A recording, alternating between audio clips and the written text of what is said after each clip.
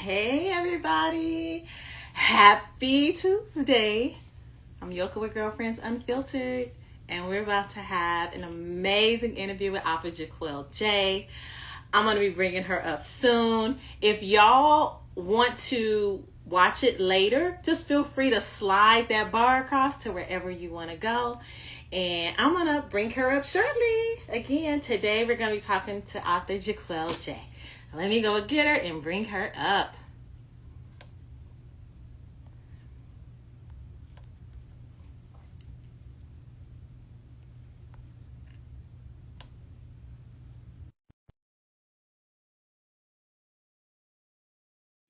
Make sure you put them in the circle where the question mark is.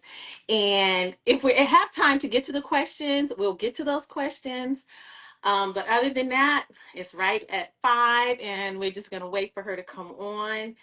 Again, y'all, today we have author Jahquel J, and we're going to be talking about her entire catalog, but obviously we're going to talk about Qasim, y'all. I'm excited. Hey, hey, hi. Thank you all for coming on. Let's see. Did she get the request? Let me see, make sure. And for y'all, I'm Yoka with Girlfriends Unfiltered. And let me try it one more time and see if I sent it. Um,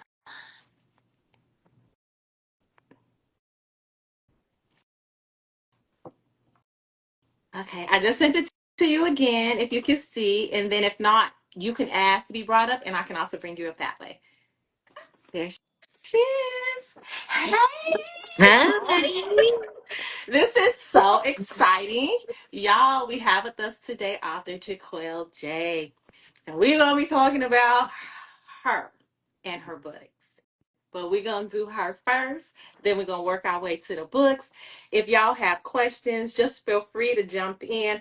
Put them in that circle with the question mark. We're going to try to get to them. But I had a lot of stuff I want to talk about. So um, let me just introduce to you this amazing young woman. Y'all, today we have with us an author who has written over 100 intriguing and entertaining books. She's written multiple hit series.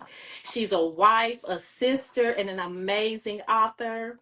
I am honored to be able to book talk today with her and talk about many of her number one top best-selling books on Amazon. She broke a ceiling and did what many will follow will follow in her footsteps. Y'all, this is author Jahquel J. Thank you for having me. It's an honor. And I just said that you did something that it just brought joy to this community.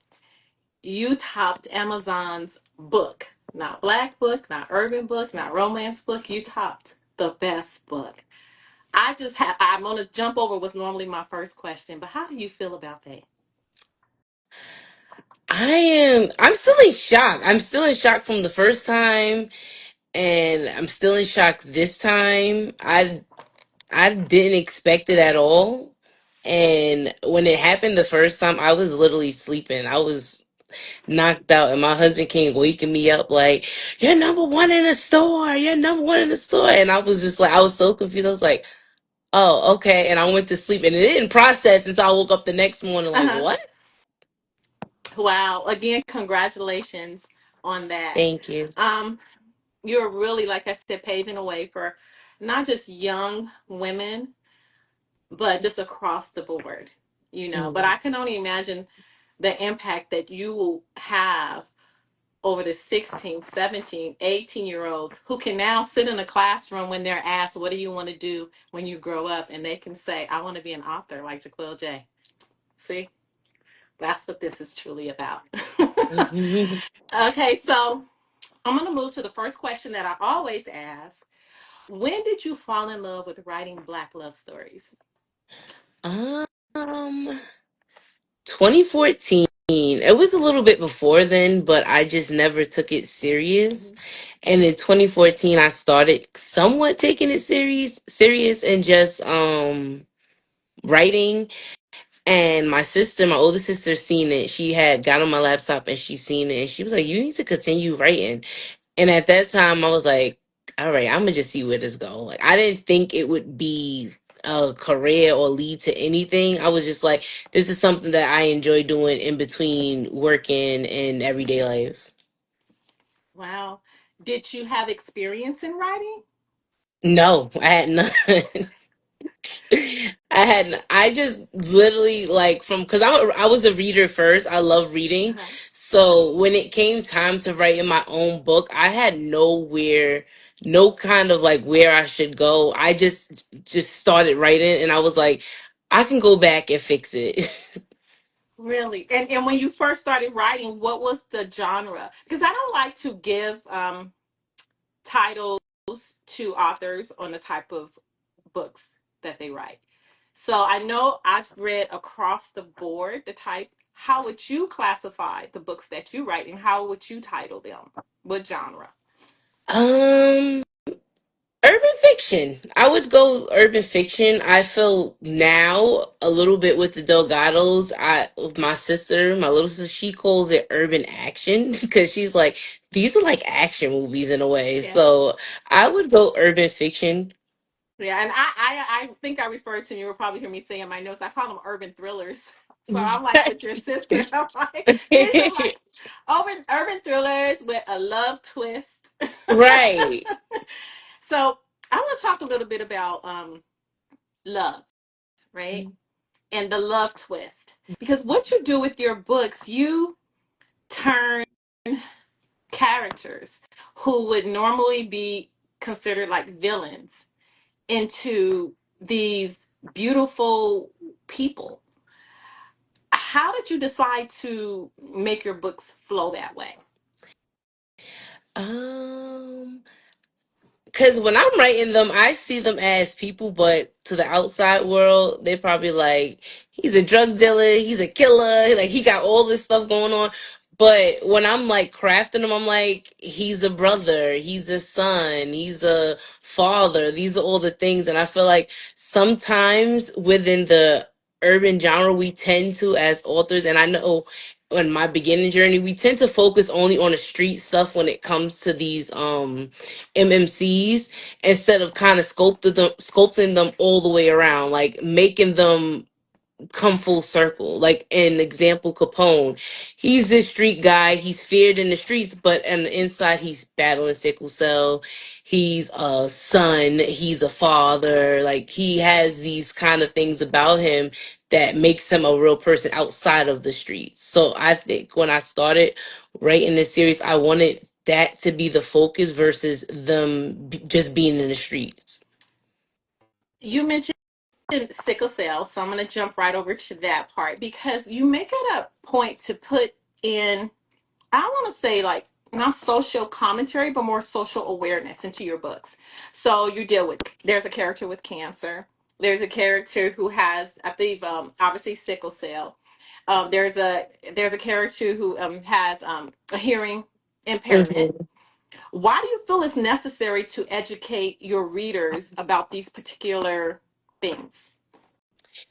Although it's fiction and they could be anything, they could be perfect, like not there could be no diseases, no any kind of impairments. I feel like even though it's fiction, I feel like it has to have some kind of, because there's somebody who has hearing impairment, there's somebody that has sickle cell, there's somebody that's going through cancer, and it's sometimes you like to read about what you're going through in a Right. book. Yeah, because it makes us better. Right. And so it absolutely makes us better. Um, that's going to lead me to this little fun part before we move forward. Quasim 3 dropped maybe 4 days ago, 5 days ago. Mm-hmm. And of course, it's a bestseller. And I mean, it's the amount of people who've already read it is just overflowing.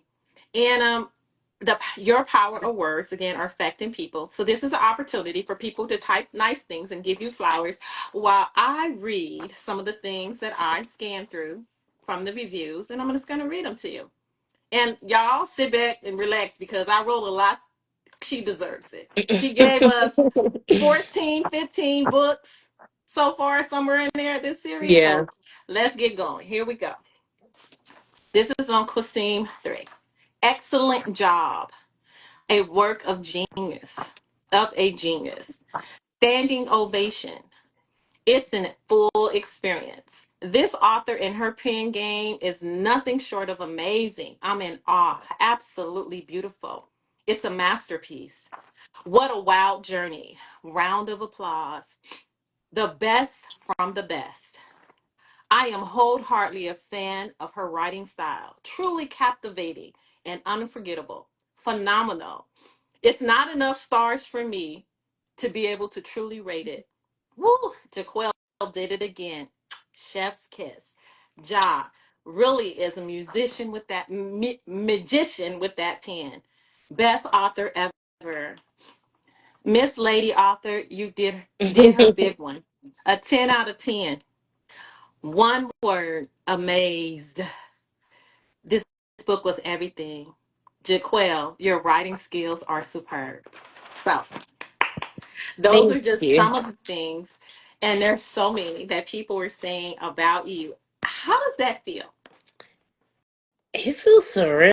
Like it makes me feel so good knowing that something that I've stressed about and I've second guessed on, that everybody received it the way I wanted it to be received. I wanted it to not. I know everybody expected part three to be kind of just shootouts and highways and all of that stuff, but I just wanted to display something different. So I love that everybody is receiving it the way that I wanted to put it out there in the world. There's so many things that I want to say about it, but I'm not. This is no spoilers. But I'm gonna say the way you went back to where they came from. It was a beautiful thing to be able to see the journey of the pain. So, Hmm. okay. Thank So you. let's move over to research. Well, first of all, what was the seed to writing this story? Where did this story come from? My stories come to me randomly. I could be driving in my car and I will see something and I'll just be like, let me pull over and I'll just start typing on my notes. But from the beginning, Capone came to me. It just was something that I really, really felt like I needed to write. And I had, at the time, I took a break from writing urban fiction and I was just writing strictly romance. I was focused on romance. So at the time I was like, I need a break from urban fiction. I left it alone. I went to romance, and but it was something like, you need to write this book. It kept going to me. So I was like, you know what? I'm gonna, submit it to my publisher and see what they wanted, if they wanted it. And they kind of like was like, nah, we're gonna pass on it or whatever. And I was like, "Ugh, but I feel like I need to write this book. And so my husband was like, you are indie too. Write it. He's like, write the book. So I just Yes. started crafting this whole world, and I was like, it has to go like this and that. And at that time I had only gotten to maybe Capadonna, and it was also something I was teased. I was like, I don't know, I'm gonna give Cap a book, maybe not. But once everybody read him in Capone, it was kind of like, no, Capadonna needs a book. And then after that, Capri, nobody wanted a Capri book. A lot of y'all gonna say y'all did. A lot of people didn't want a Capri book. But I was like, no, I need to give her her happy ending too. So it just kept going and going from there. Wow. What research was done? Because I know we talked about the different things, the different social issues that you bring into it, but you also brought into religion. There's, I believe it's with Kwasim with the whole cross and understanding the rosary, and then with Capadonna, you have brought in Islam and not eating pork and not having sex before marriage and things of that sort. What research did you do, and why did you feel the need to give us that?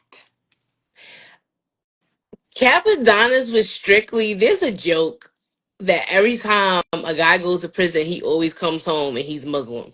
So it was kind of like a play on that with Capadonna, but I didn't want him to just come home and be like, oh, he's Muslim. I wanted him to really be committed to his faith and, really follow it. Although he does other stuff that's not permitted in his religion. the basics he kind of got down. Like he don't eat pork, he's committed to his woman, and he's really strict with his praying and all that stuff. So I really wanted to showcase that, and I wanted to give FMC that is Muslim, and to show Mm. that they can have spice in their life. Like it's Yeah, I not a love that. boring, right, it's not boring. Is not what people think it is. So I did a ton of research, and I was nervous because I'm like, I don't know how like my Muslim girlies is gonna take it. Are they gonna like it? Did I get it right? But for the most part, a lot of them reached out to me. It was like, thank you, like you really, you hit it on the nail. Like you were really the research you did was perfect. It was educational. Like that's important. So the power of your words is that as readers, we're really learning as you give this to us. Let's furthermore the crucifix and the Christianity portion for Kwasim. Why did you assign him that particular religion? There's no real reason why. I Uh-huh. just wanted him to be religious Mhm. and to believe in God, even though he's doing some ungodly things. But he experienced a lot of hurt. So sometimes when you're going through that darkness, you need, God and your faith to hold on to. And that's what he literally, held on to while going through his darkness. So that's why I kind of wanted him to have that.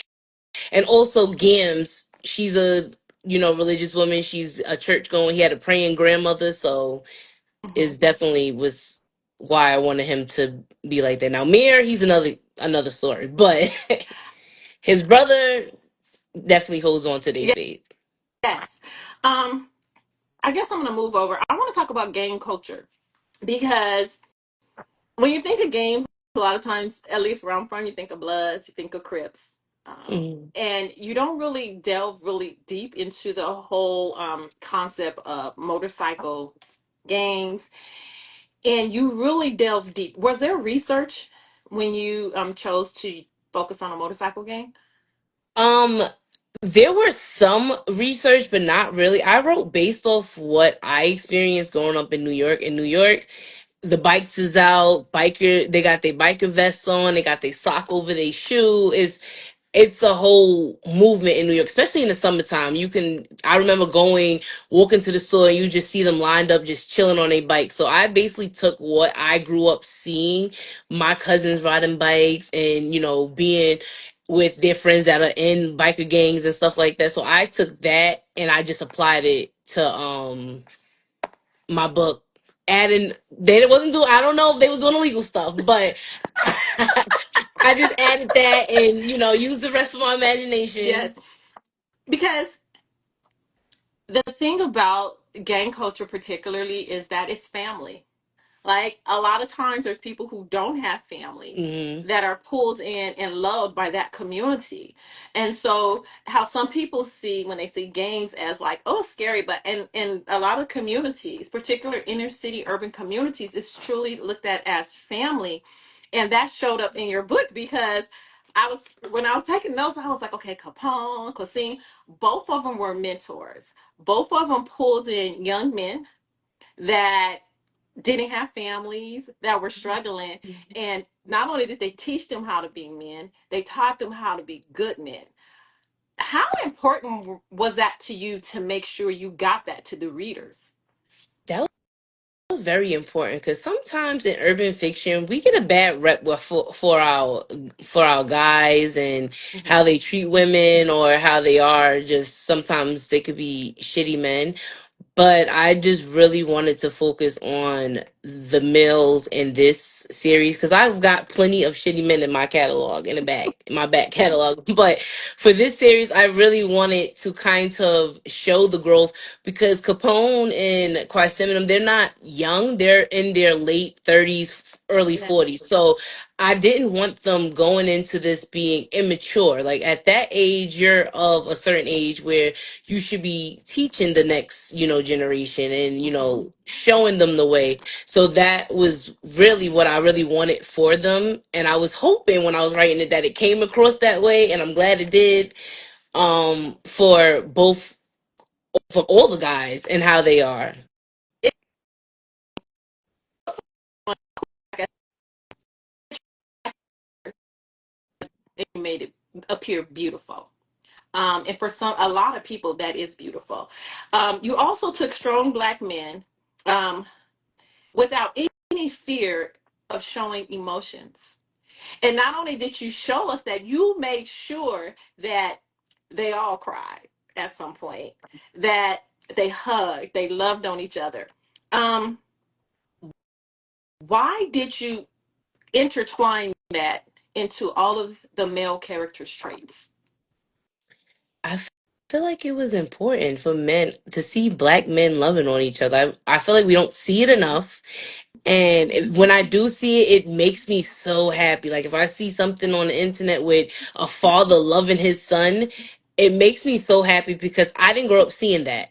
Yes. So whenever I see it, it makes me happy. But I also didn't want to make it where all the guys was like that because Mir and Sim didn't grow up like that. But Capadonna and Capone, they did. So it was kind of like them teaching them the way, like, you don't have to Yes. be like be like this. Like you can break down, you can cry. 'Cause, and Sim, he was the most that battle with that of breaking down and crying or being seen as weak. So I have this lens that I have, which is I think is very broad in regards to nation building.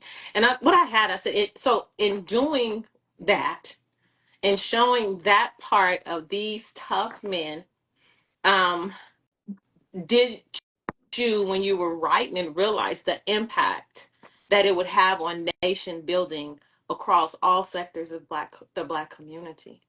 No, just was writing what I love to see. Hmm. I wanted to see male main characters because in the past I've wrote main characters that way, and then sometimes I haven't. So I really wanted these guys to be okay. They're feared in this street. They run these streets. Everybody's scared of them. But when they come home, they are just men that love their family. They ride for each other as family. Is the world against them Right. and their family? Well, it was very impactful. Thank And I would hope, I'm sure the people watching and the people who will watch will probably, I would say, somewhat agree with me that it made you, it'll make you better. Like I feel like it made me better, like looking at me and like understanding, like you put so much in, like the way they were raised, how you said there was like a duality where you had the Delgado brothers and then you had Cosim, the Kings, and it's like how it can look so different, but they can both be so beautiful. And I don't know, I was just thinking like, dang, like I'm this person wants a son like that, you know. So you did a very good job with that. thank you. Thank you, thank you. I always gonna stretch back to say, when you're writing these books, and you're in your zone, are you taking into consideration what the readers will feel when they get it? Yeah, because I mean, when everybody started reading Quasim 3 and they were like writing me like, why do you have me crying? And I'm just like, because I cried first. Like, I feel like I go through the motions first and I'll write on my page if I'm in the middle of it like, y'all, I'm messed up right now. And they'll be like, you're teasing us. And I'm like, no, I'm really messed up right now. And it's like I take it consideration. That's why I always add trigger warnings too in the beginning Yes. because I just know how I felt reading it. So I just know they're gonna feel the same way, and I wasn't wrong because when I was getting cussed out over like, why am I crying, girl? My lashes. Listen, it's very emotional because, so I would say, like, at least reading all of them, reading it through, you could feel it. It's visceral, right? But I think it was because knowing that this was the finale made it more emotional. So here's the question: these characters have been with you for over, I don't know, well over 10 books. Okay. Are you grieving them? Yeah, I do. I feel after every season, I feel this sense of heaviness. Even now, I had after I finished Quest, I had told my husband I was just sitting there at the kitchen table when he was cooking, and I was like, I feel so heavy. I feel so down. And he's like, is it because you finished the book? And I'm like, yeah. And usually when I'm in the middle of the season, when I finish a book, I'm like, woo, yes, that's done. All right, let's go to the next one. But after every season, I'm kind of like, I feel heavy. I feel down because it's kind of like and even though I know in the next season they'll still pop up, but their season is finally done. Their story's told. So it's like, it's not the same as a pop up for me Right. because I get to write them in, but it's not telling their story. Listen, I know it's a lot of people getting out there that's feeling the way I'm feeling.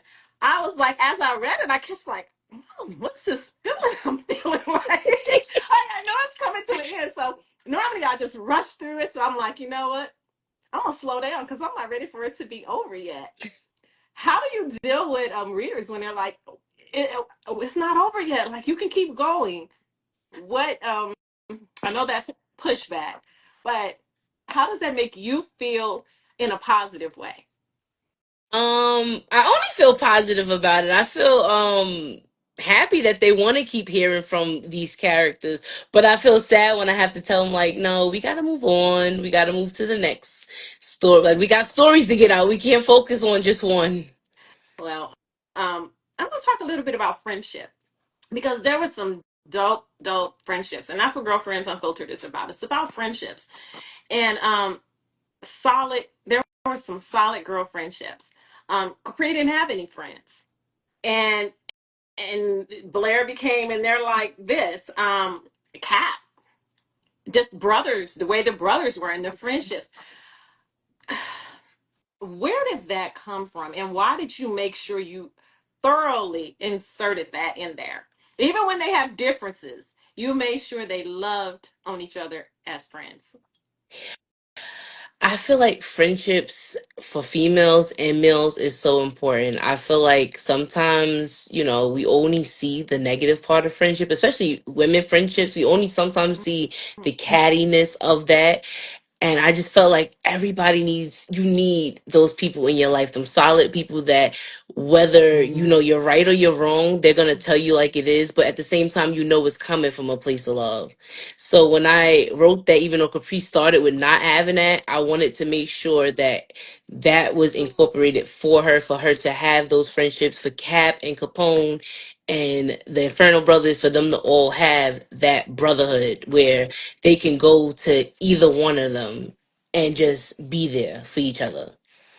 That that was that was dope. So let's talk love for a little bit because it's urban fiction, it's urban thrillers, but there's so much. I call it black love on pages because there was so much love throughout the book.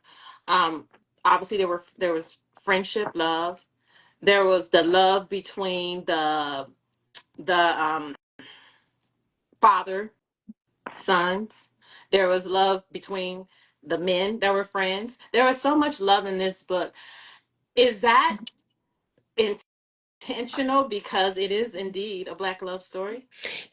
Yeah, I wanted it to be black love, but not only when it comes to the main character and the female main character. I wanted it to be love all around, family dynamic love, because in the Yes. black community, sometimes we don't get the rep that we deserve when it comes to, families. And although they had they stuff with each family, they at the end of the day they all came together and they love on one another. They're there for each other. You have Papa Inferno and Dez, like they are a brotherhood even despite them being separated for years and going their own paths and stuff, they managed to bring the families back together. And it's just everybody loves each other. And I just really wanted to showcase that because it it feels good when you read a book and it's no drama.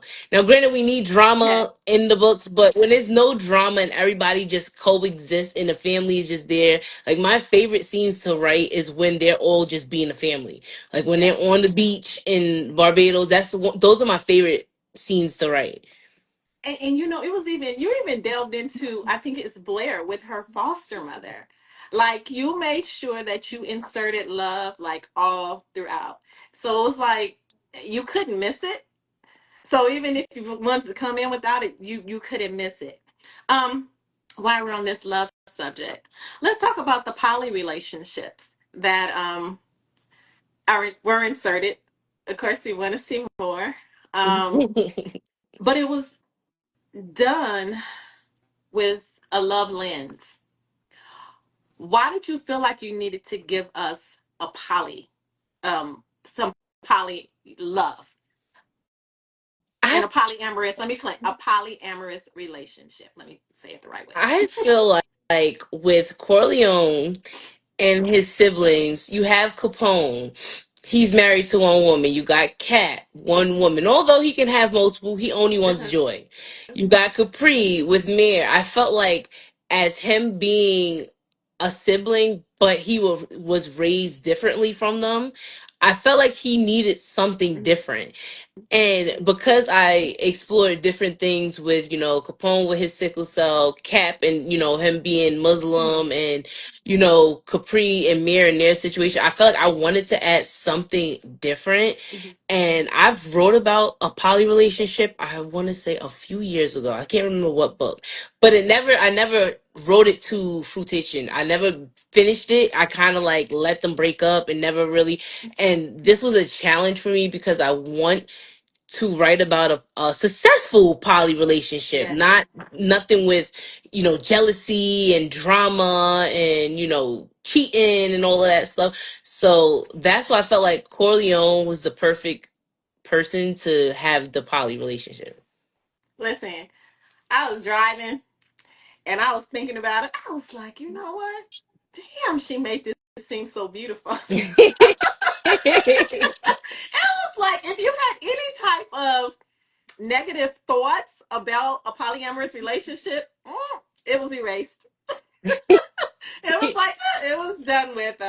You did a good job on bringing it and explaining how well, from when you go the books back when it first comes in and like how it was explained and how he was introducing it, how you introduced it to us. It was bravo. Thank um you. I guess I'm gonna talk about Amy's growth because I really liked Amy. And Amy is that girl that a lot of us knew from the hood Right. that we talked about that had her reputation. But when I tell you she made a 360 degree when she was introduced to what Capadonna could do with his love.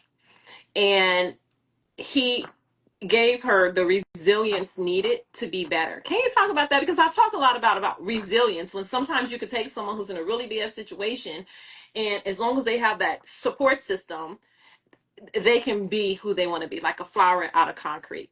Can you talk a little bit Yeah. about it? Amy, she didn't have that support when it came to her own family. Her own family basically called her a liar, and she was just on her own for most of it before she met, Capella and got kind of engrossed with the Delgados. If she just needed the support Yes. has always been there. She just needed to believe in it. Like Cap has been there, although he's been hard on her at times.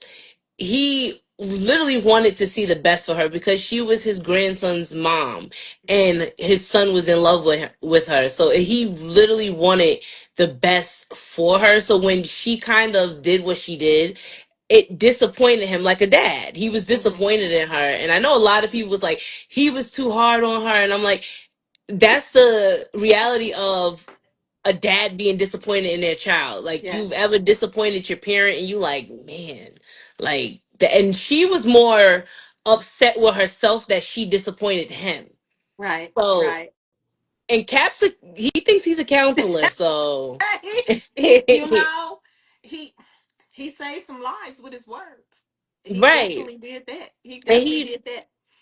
he loved her and saw her as his daughter. So it was just like she just needed to believe like the Delgados got you, girl.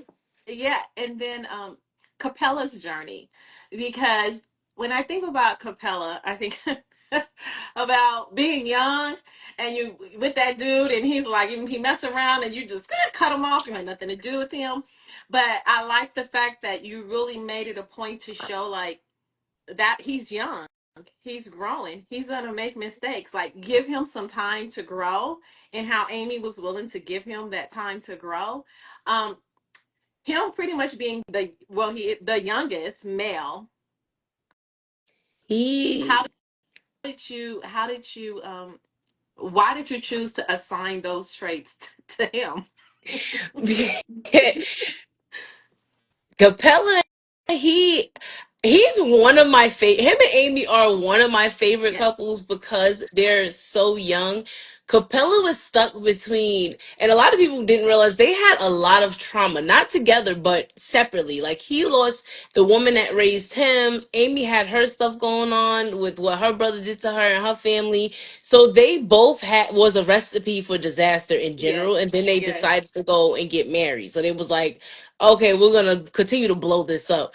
But Capella was so focused on once he realized Cap was his father that he felt he needed to be like him. He had to measure up to him. And instead of him being himself, he crashed and burned trying to be his dad Hmm. and trying to be Big Cat when it was like, no, you need to come into your own as a man. You need to come in and be Capella. There's already of Capadonna. We don't need two. So their story was my favorite. And when everybody wrote them off, I just was behind my computer like, if only you guys knew. Yeah, But I love their story. I loved it because it was the only one where he let's say cheated, but it was the only one, and to see that love recovery from that side. right, everybody Um, thought they wasn't gonna make it, but I just felt like it had to be shown. I couldn't show forgiving somebody that cheated through Naeem and Capri because they were like way far too gone. mhm, But for Capella and Amy, I wanted to show that with him, putting his hands on her and doing all those things, what having positive males in his life yes.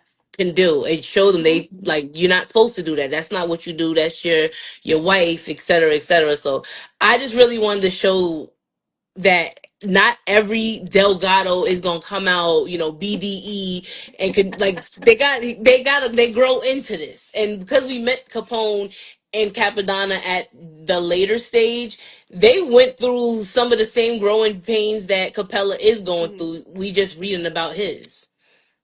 You gave Amy and Capella, you assigned him autism, well, being on a spectrum. Why did you make that decision?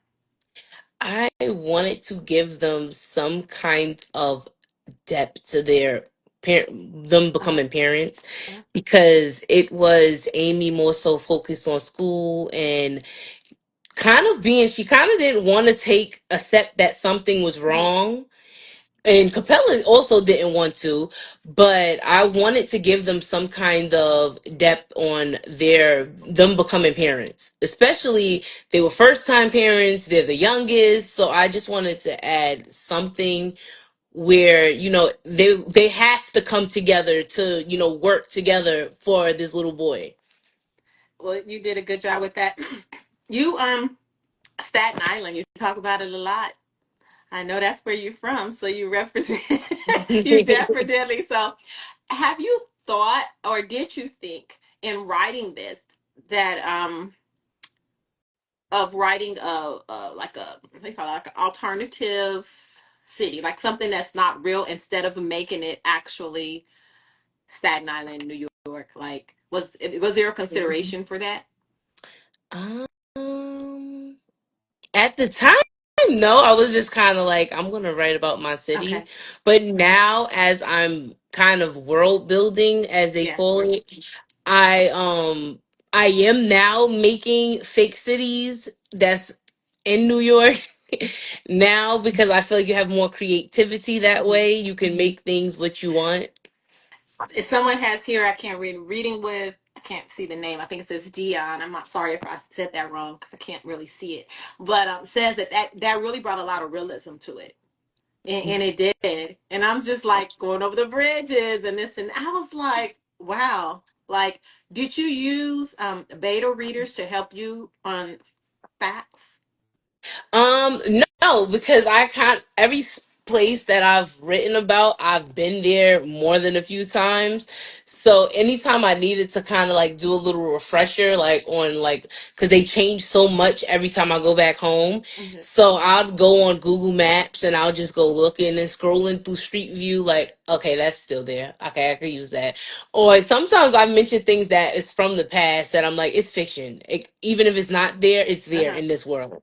So, yeah, that's I mostly use just off of my mental memory of things that I remember being back Because home. I was thinking of like when Core, how he's so good with computers, which love that. I just love that component because he was just brilliant. And I'm thinking like, imagine the young people that read these, or just the people that read these books that's like, well, damn, I didn't even know you can do all that with computers, like being Right. next to people's telephones. And so now I'm thinking maybe I need to turn my phone off when I'm around certain people. And then because I know you do your research, I was like, is this real? Like, did you do factual checks to make sure that that kind of stuff can actually happen? Like, is that real? I did. Some of it is kind of like far fetched, but for the most part, from the research I've done, it's scary because stuff like that really can happen. Like if somebody gets into your computer or has the right kind of things from once my research started taking me towards the black market, talking about that, I was like, they're gonna run up in my house. Let me get off of here. But if you get the right kind of tools and stuff, you can really do that kind of stuff. And from a lot of the interviews I was watching, mostly Core kind of came from interviews of like, you ever seen the news when they'll be like, oh, the planes are, they're Yes, grounded because such and such. yes. He came from that because I'm like, those are real things. People have cyber held up hospitals, cyber attacks, and all of that kind of things. So once I researched and I was like, you know what? Yeah, that's what Core is gonna be. Listen, it was so much greatness in this series. I'm gonna keep saying that because I'm gonna keep giving you your flowers because sis, you deserve all of them, Thank you. like absolutely all of them. You delved into child abuse. Um, so I want to talk just a teeny bit about Elijah's journey because the way you did it, um, you never really said what happened, which I appreciated. But it made the imagination go wild on what could have happened. And I know a lot of authors, some don't even delve into it when it comes to children because it's such a space that people don't want to get into. But in regards to like the character building and the imagination space that you give your readers, how did you come up with that? Like to make sure that we were able to use our imagination to figure out what could have happened to Elijah. I wanted to paint the picture, but not make it so vivid Mhm. because it's an uncomfortable thing to read. And I know, even though this was part of Kwasim's story, it's also a lot of people read to get away. So I didn't want to make it too dark. So I kind of weaved it around where it's kind of like I'm painting a picture, but you know where I'm going with this. You know what happened to him, but I don't want to kind of like speak on it. I don't want to Right. go too deep on it because my heart couldn't take it just writing it. So I'm like, I don't want to put that where somebody's reading that and somebody has, gone through that. And I've had people reach out to me and share Right. their stories with me. So I was glad that I went with my gut and I didn't get too deep into it, but I painted the picture enough so people knew where I was going. Well, his story, I put it was both heartwarming and heartbreaking. And so, what did you do for self care in writing Elijah's story? I went and got me coffee. That's what usually what I do. I take a long drive to my favorite coffee spot and I listen to music and I just sip my coffee driving there, and I get my coffee and driving home I just put my sunroof back and I just sip my coffee and just listen to music. Wow. Yeah, because that first of all, he was such a loving and kind spirit child. And the way the cuisine just took him in and loved on him, it was so emotional. Yeah, it was. It was just so emotional. And I know we can't jump in your mind, right? And figure things out. But like, how did you come up with that? I'm just curious. I wanted already Blair and Qasim's story was already them finding each other. Hmm. And I already had it planned for his neighbor to be into some mess Hmm. or whatever, but I added her having a son and her son finding Qasim and them having their moment, because the theme throughout Qasim's story is he's always helping someone, from Hassan to anybody, even the homeless man at the bar, all of those people he's always helping and having a big heart. So I wanted him to kind of take Elijah in and show him love, because he lost his daughter. He didn't his daughter's gone, and in a way he was feeling like he's not a father anymore because of the loss of Harley. So I wanted to give him, before him and Blair even having a kid, give him that feeling of being a father and being responsible for somebody again. I know, but a lot of people have know, if you haven't yourself, you probably know someone who has dealt with cancer, and Blair was assigned that, but it was a piece of I'm gonna say like joy when I'm sorry y'all, this is the only spoiler I'm gonna give, when she finds out she's pregnant. I think I cried. That's probably when I cried the most. Why did we? What made you give us that, and what research obviously was put into that, because so many people don't know that that can happen after dealing with chemo. Yeah. Yeah. That scene when they found out they was pregnant, paired with the song, had me up in here with full blown. I was in here in tears. Like my husband was like, "Are you good? You need to let's go get ice cream. You need to step away." I was in full blown tears because that song is just so special to me. And then the scene of them having everything that they've prayed for Mhm. separately and together.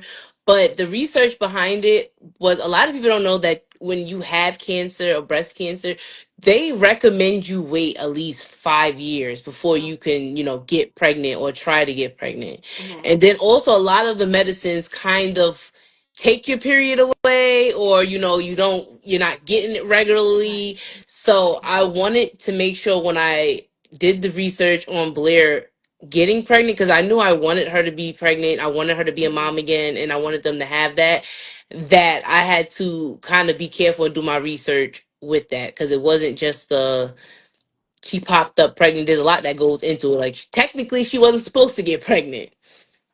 It's just those voices. Yeah. Just those voices, which I couldn't imagine. Like again, I'm grieving as a reader, so as an author, and these characters living with you.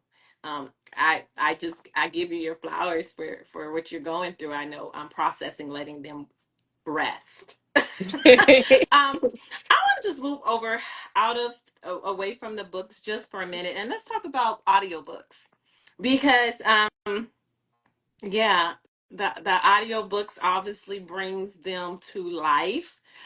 How much freedom did you have in selecting the narrators, and did you get what you expected from gathering new readers, and just from the whole process of this particular book in audiobook, this um series? I had pretty much a lot of freedom in picking who I had, but when you have freedom, you also don't have that much, because Hmm. you have to work around the narrator's schedule, and a lot of them are booked up, and we all tend to use the same ones. So you kind of got to go with who's available at that moment. Hmm. um when it comes to audiobooks, I didn't realize there's a whole market of people that don't physically read books, but they listen. So there's a Hmm. whole bunch of them that had never heard of me, never even, tried my work. And then because the Delgado series and going into the Inferno series, it's releasing how it releases, they're like, I had to grab a book and read because I cannot wait for September to come. I have to know what happens now. So it's a whole bunch of them that I didn't realize were out there, and yeah, they love audios. Um,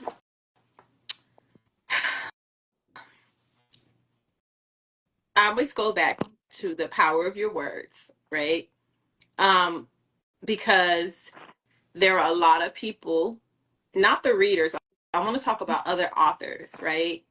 Can you share your actual writing journey experience? So, if there's someone who's watching who's just interested in taking, like you were gifted, you just was able to pick up a pen and go. A little bit about the insights or behind the scenes work that you put into your writing. It's a lot of work. I think a lot of people see authors and they kind of see like, oh, the book's out. Even when some ask you like, okay, when's the next part coming? And I'm like, these books take a lot out of us. Like, it's an emotional journey. It's a journey for y'all when y'all read it, but we have it first, and we're literally going through these emotions first. But for me, um it takes a lot out of me. I don't speak for a few days. I'm quiet, I'm in my head a lot, and it takes my husband to kind of pull me back out, like, Mm. okay, like, you gotta leave Delgado Lane, you gotta leave your book world, like, I need you present here. Mhm. So I like to kind of like compare it to actors when they say they're preparing for a role, Yeah. because you sometimes you feel like you're these characters. And for me, I often say that I feel like I'm a vessel, and I'm just like, these people are real people somewhere, and they're Mm. just telling me their story, and I'm just writing it down. I feel like it's a lot of work. Sometimes you sacrifice time with your family. You're not as clued in. Sometimes even when you're with them, I'm in my head sometimes like writing a scene, and I'm not as clued in, and I have to kind of reel it in because I'm like, I have a 16-year-old. These years of flying, I need to be present with her. I have to spend that time with her, and these characters will be in my head, and I'm just like on my phone, like, yeah, I mean, I hear you. So it's definitely a lot. It's a lot of research goes into it too. Like, my computer, just the one I'm sitting in front of, got nothing but articles up for my next book. It's just like, it's a lot of learning, a lot of, research, because although it's fiction, Mm. you still want to get stuff Do right. you do people watching to help that Oh, all aids the you? time. Uh-huh.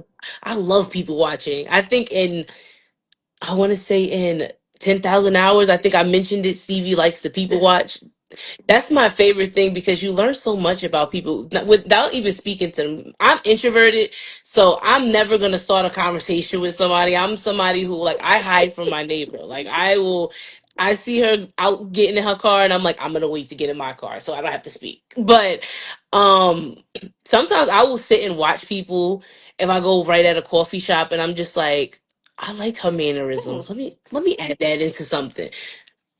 So you keep notes on things that you see, like if you see something like, this would be something dope to add, and Oh God, notes everywhere. I got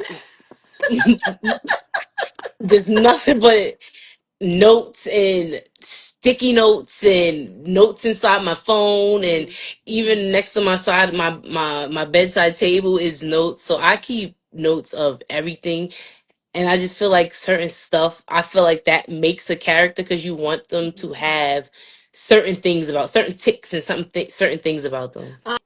um, there is such a well, the impact that your books are making on women, particularly Black women in general.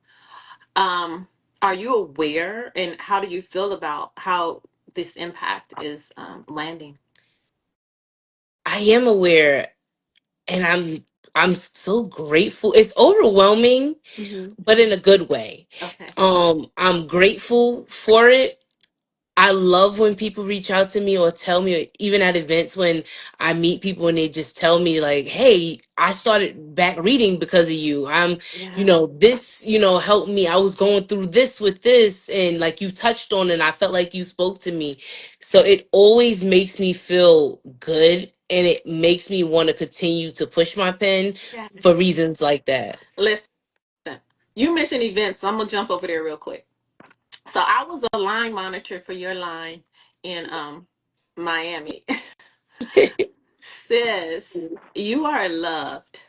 And it's so beautiful to see. I mean, the line, that line was in the parking lot, like looped in the actual outside into the parking lot. But I've had the pleasure of seeing you in Dallas. I've had the pleasure of seeing you in Atlanta at the recent book festival, and it just really makes me smile. And part of the reason is because it seems like the demographic of a lot of readers is shifting. I mean, it's not just shifting, but you kind of was just to like your mom's book club or the 40-year-olds who could afford to go to pay four, $500, $700 to go to. And now it's your line. I mean, I just said it and observed it. It literally was probably 90% between the ages of 26 to maybe 36. And Yeah, so it's a certain amount, a certain community that you're pulling in for the first time. And I just think that's so amazing. And that's not even a question. That's just saying. I just want you to thank know. I you. just think it's appreciated because, for a long time we didn't have, and you still rarely hear if you ask a kid what do they want to be when they grow up, and they don't say I want to write books. Yeah, And yeah, no, so for us to be able to have the opportunity to see us in books, it's a beautiful thing, and you're doing a good job at it. thank you. So again, like I said, I'm gonna give you flowers throughout this. Have you faced any promotional challenges, Mm, I don't think or let so. me broaden it? You're this is these books are published indie, correct? Mhm. Do you think this is just if it were in a traditional world where you were able to keep the story the way you wanted, that it could reach more people, or do you think that it's just doing exactly what it's supposed to be doing? I think it's doing exactly what it's supposed to be doing. It's reached more people than I listen, the success of the series. I didn't see when I was just pecking away at my computer. I did Mhm. not think it would grow this much and reach this much people, and it almost feels like it was published traditional in a way because of the amount of new people that has found me and realized like, oh, she's an author, oh, she has a back. I always laugh when somebody be like, wow, your back catalog, you have a lot of books, and I'm like, I've been writing for 10 years. You just finding me, but I've been around, I've been Yes. here. Yes. Well, I think social media has also helped over the last four years to be able to reach so many people and to make reading um, Black stories, Mhm. Black love stories, um, urban fiction, a beautiful space. Absolutely a beautiful space. I'm gonna look and try to pull a couple of questions, y'all. We may not be able to get to all of them because it's a lot of them. So, with my glasses on, and let's see what we got. Let me see. Um, who are some of Dixie Girl 83 wants to know who are some of your favorite authors? um I have a lot. I love Casey Mills, Danielle Allen. There's a ton of them, and I'm drawing blanks. But I I always hate getting this question because I have too many. That's like asking who's your favorite kid. I don't Let know. I have man, there's I so many authors that I love and I read. yeah, I say that to people. I'm like, huh, favorite book? Well, this week is this one. Right, like I can never give one answer, but I read so many of the greats. Y'all favorite authors be my favorite authors, okay? When I do be you trying have to get my time books. though? Like when do you have I time to don't read? I don't have time now as much as I would like to. I'm going on vacation next week, so I'm hoping that I can finish a book. But y'all favorite authors is my favorite author. So when like at Black Romance, when I didn't have a signing time, I was just trying to sneak it in so I can get my books. Um, so she can teach. I'm not. She has a long question, but in some, she's an author, and she wants to know. Uh, I probably need to push my glasses up. Hold on, let me see. Um, what challenges do you have when making your making them co-stars a future series? Your co the how do you how the I guess the challenges of making people who are the sub characters into new books. So it depends on a few things. It depends on how you guys if they are somebody that you guys kind of like notice and y'all like, wow, I want to know about XYZ more, or this person is like really a fan favorite, then I'll be like, you know what? I'll give them a story. But it all depends on how popular that side character is, because a lot of you guys be wanting side stories on everybody, and I can't give a side story on every side character, but the most important ones I kind of always do.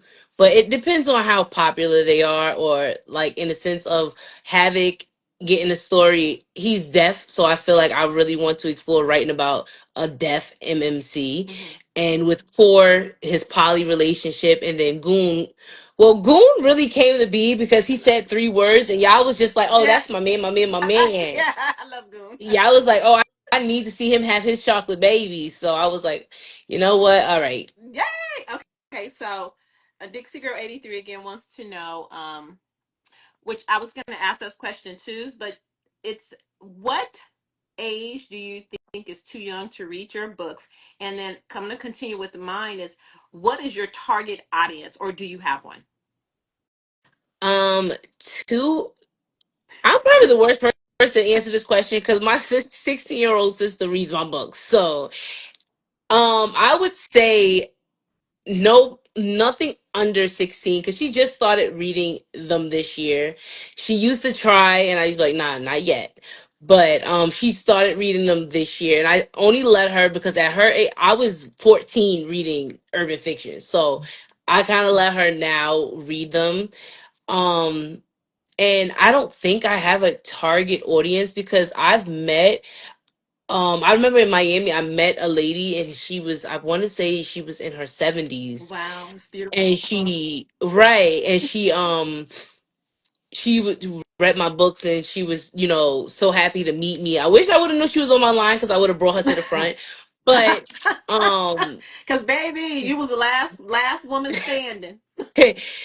but yeah, I've met women in their 50s, their 40s, their 30s. I have some that refer to me as auntie because they're younger than me, and I'm Wow. like, hold on now, I'm not that old. But some that's in college that have reached out to me like, I got a paper but I'm reading it, and I'm like, no, do your paper and Oh, read the book when you're done. that's oh, I just love this for you. I love this for us. I love this for this community. It is so amazing. Um, I'm the real miss. How do you feel about making movies with all these characters? if, if it's in the cards for me, I'm here for it. I would love to. Let me see. I don't know why I keep taking my glasses off. I only can't see without. 83 Chocolate Barbie. What made you want to write? And we already talked about that. And how did you get started? So we already talked about that. This is a good question. How do you world build? So do you, and I'm sorry, that question is from author Tana B. And I guess that's important. That is a good question because are you writing them down and saying, okay, this person's going to have this person's going to have that? Like, what is your process of world building? Um, so I'm gonna use, I have other different cities and worlds, but well, they're all kind of connected in the Delgado. So in the Delgados, they have lake houses in Lenox Hills, and Lenox Hills is my romance series, and is a fictional town And I'm thinking in Jersey. Atlanta. And it's a fictional town in New Jersey, away from the city. And the Delgados, they have lake houses there, but my romance is set there.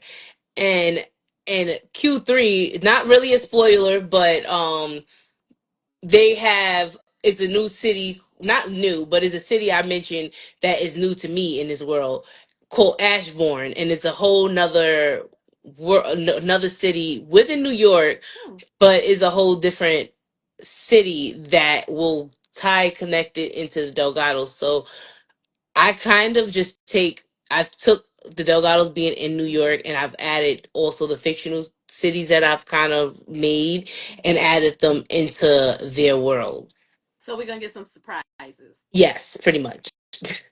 Um, we cannot. I know we're winding down, y'all. So we almost done. But I obviously we can't let this end without talking about sex scenes. We got to get over there because you have all of these men with amazing BDE, and yeah, and it's a lot of them. So how do you assign who gets what? Do you pre-write the sex scenes, or are you just writing straight through as they come? I write straight through as they come, and then if I feel like they need one, I add one. But for Capone, I got so much pushback, like it's not spicy enough, and I'm like, I gotta build the world. Like I gotta build the story. They can't just be all spicy just right off the bat. But I think when it comes to the Delgados, from Capone, then Capadonna into Capri, it kind of goes okay, spicy. All right, we getting a little spicy, and then Capri kind of like popped it off with being super spicy. And it's like the Delgado brothers, they spicy, but the Inferno brothers, they bring it there. They're spicy. Listen, this is a true story.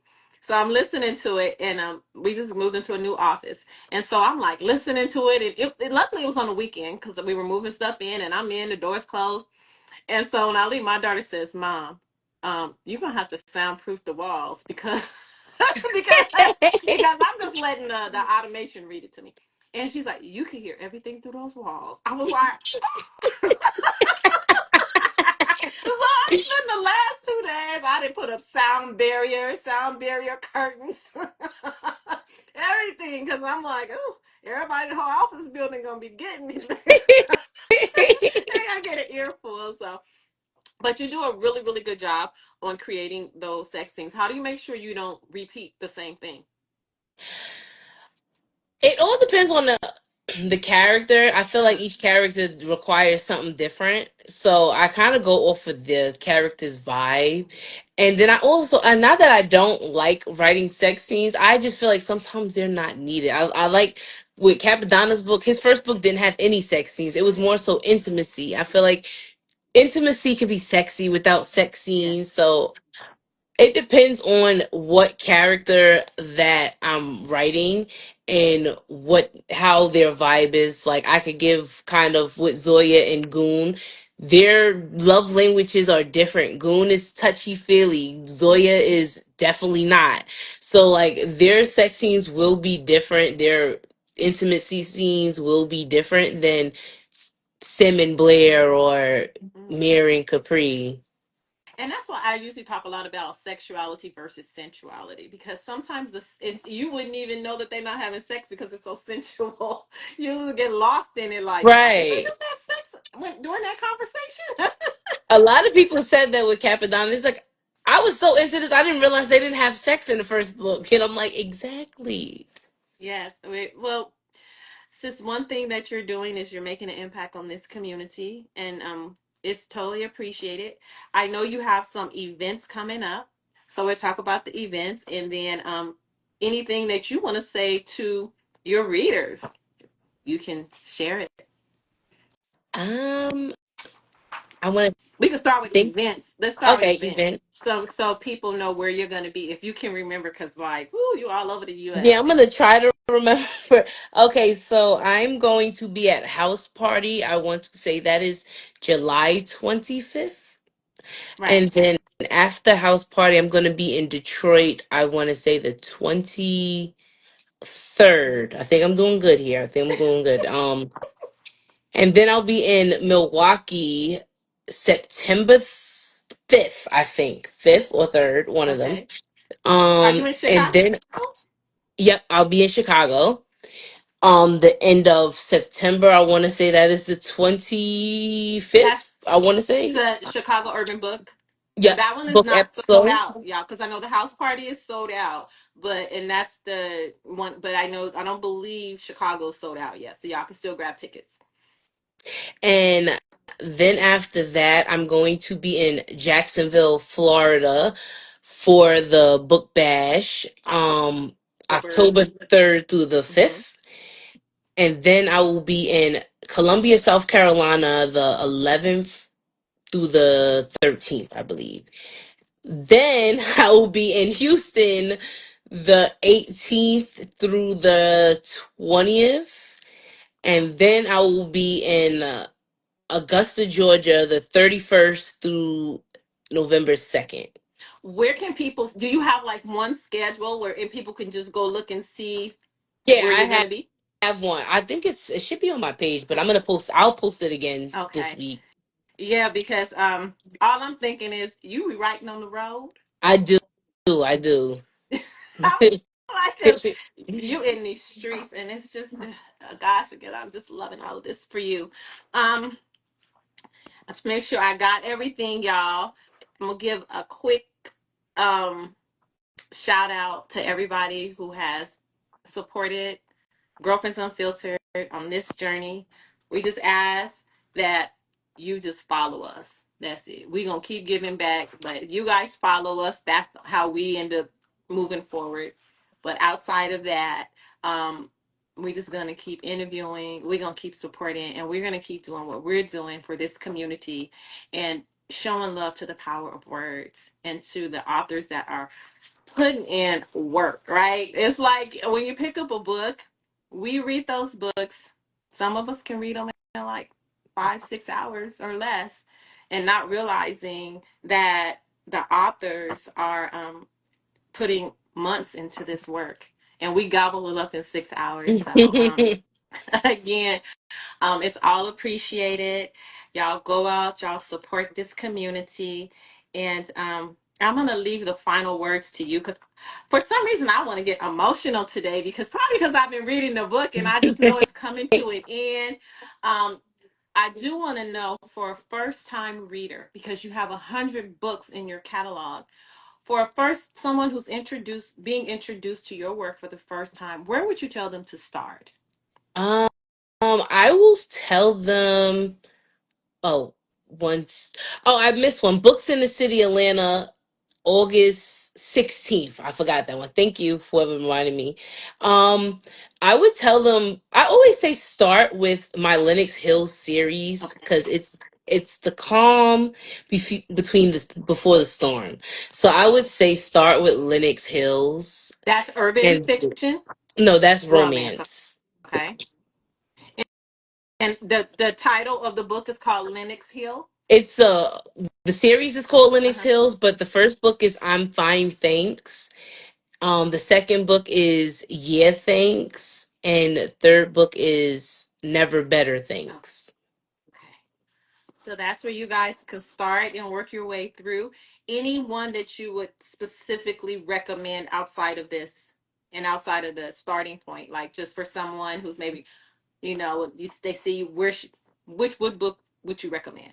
Out of my whole A catalog. standalone.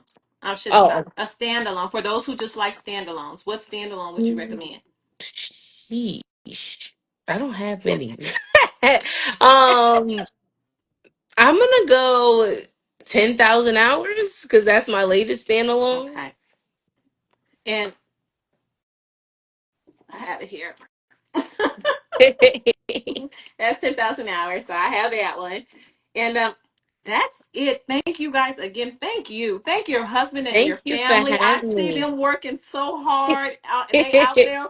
And I know it's because of them. I know it takes a village. And so thank Definitely. you to them as well for making sure that they support you, and that you give us what we deserve. And it's these words. Looking forward to what's to come next. And well, did I ask what's to come next? I guess I should ask. What's next? What's next is Don Caselli, which is the second book in the Caselli family, and then after that, Goon's book. I think everybody's like, we're ready for Goon, we're ready for Goon. And someone asked, I didn't see it went fast about your playlist. How do they get your playlist? I think that was the question. It went really quick. I missed it. I have my playlist on Apple Music. I do have some on Spotify, but I'm slow to kind of upload there because it's not my main hub. I'm a Apple user, so it's easy for me when I'm like in the zone and I'm making these playlists to just add it to playlists on Apple. But I'm getting better. I'm a update over there, but Apple and Spotify. All right. Well, we're going to be listening to the music. We're going to finish these books. We're going to see you on the roads. Hopefully, I'll be able to. I know your schedule's busy, but as I keep going, I'm going to hopefully have the opportunity to talk to you again. This was amazing. Your time and your talent is appreciated. So thank you so much. Thank you Next for week having me. on Tuesday, we have Stephanie Nicole Norris, and we'll be talking to her and about her catalog. So I hope y'all can tune in. And I'm going to give the dope author, Jahquel J, the final words before we sign off. Thank you, everybody, for supporting me. And listen, sometimes I'll be sitting here just in shock at the support that you guys, give. Y'all got me to number one in the Kindle store, unheard of. And I appreciate the support and the love and how you guys not only read, but you guys pour into me. You guys remind me of who I am. Some days when I'm not feeling my best, I can, log on and I see something like, Ja is that girl. And I'm like, you know what? I wasn't feeling like that 5 minutes ago, but now that you said it, I'm kind of feeling like it. So I appreciate you guys. I love you guys down. And look, the way that y'all support and y'all love on me, the way I can love y'all back is by giving y'all books. And as long as I'm able to, I will continue to give you guys the books that y'all want.